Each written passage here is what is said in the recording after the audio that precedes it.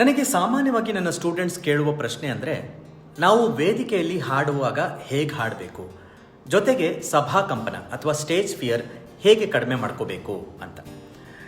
ಅದಕ್ಕೆ ನೀವು ಮಾಡಲೇಬೇಕಾದಂಥ ತಯಾರಿ ಅಂದರೆ ಅದು ನಿತ್ಯ ಅಭ್ಯಾಸ, ಪ್ರಾಕ್ಟೀಸ್ ರೆಗ್ಯುಲರ್ಲಿ. ನಿಮ್ಮಲ್ಲಿ ನೀವು ಆತ್ಮವಿಶ್ವಾಸ ಹೆಚ್ಚಿಸಿಕೊಳ್ಳಲು ನೀವು ಮಾಡಲೇಬೇಕಾದ ನಿತ್ಯ ಅಭ್ಯಾಸ.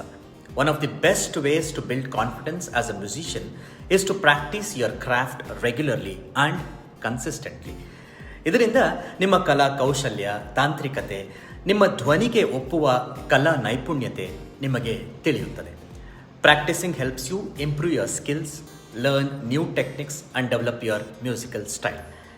It also helps you prepare for different scenarios such as playing in front of a large audience, collaborating with other musicians or improvising on the spot.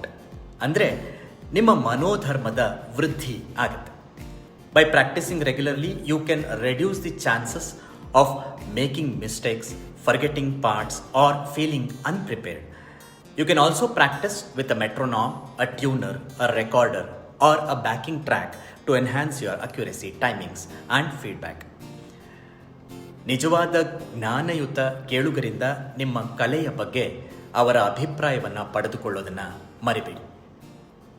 ಇನ್ನಷ್ಟು ಮಾಹಿತಿಗೆ ನನ್ನ ಪೇಜ್ ಫಾಲೋ ಮಾಡಿ. ನಮಸ್ಕಾರ.